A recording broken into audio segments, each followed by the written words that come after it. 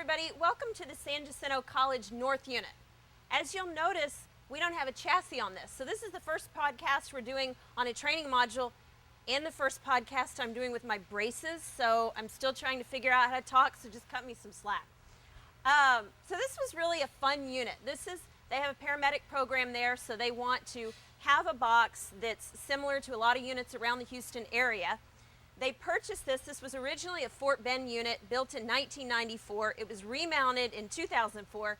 You can see we still have halogen lights, and the light bar, I think, is a strobe bar. Those aren't the light bar is not working. They didn't need it to work for these purposes. You'll notice on the driver's side, we've covered up where the wheel well typically would be, because obviously there's no chassis, so we don't need a fuel fill there. And we've actually built a platform that this is going to sit on. It's not on it right now, but when we deliver this unit to San Jacinto, we're going to take, I believe we made it, I can't remember if we made it out of steel or aluminum, but it's actually going to fasten down to the concrete, and this will attach to it. And it's going to be at the same height that you have a normal unit, so they can move the cot in and out, and move the patient in and out, and really simulate what it's really like on a working unit.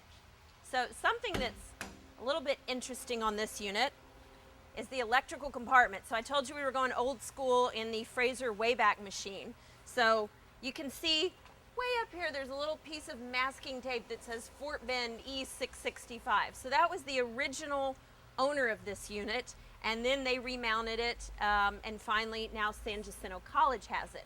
So you can see, comparing this to some of the other electrical systems, obviously it's a lot larger panel, smaller relays up top. We added some of the larger, these were 35 amp relays, so we added some 75 amp ones here. So just kind of interesting to see what we've done, and then we put the switches for the lights and the rear load and the side scene lights right here in the electrical compartment. So there you go. We've just lit up the scene on the driver's side. From the exterior, just looks like a normal unit. We changed out, since this was built originally in '94, the AC system has changed since then.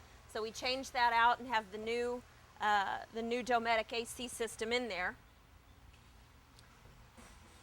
Still have all of our slow halogen flashers on the rear, but they're still just working away. Let's go inside. So we're in the back of the San Jacinto unit, and the first thing that you're going to notice is it's shorter. I'm almost touching the ceiling. So when we originally started building units, they weren't as tall as they are right now. But for this purpose, for the training module, it works great. A few other things that we did back here in the back, we took the original fluorescent lights and we replaced those with LEDs, and we also put a new floor in it. So the really great thing about this module is that you can plug it in.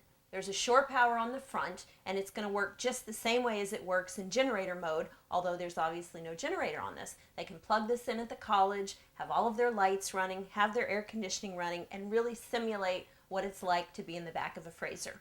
Hope you enjoyed it. Don't forget to visit us at www.frazerbuilt.com and like us on Facebook. Thanks so much. Bye-bye.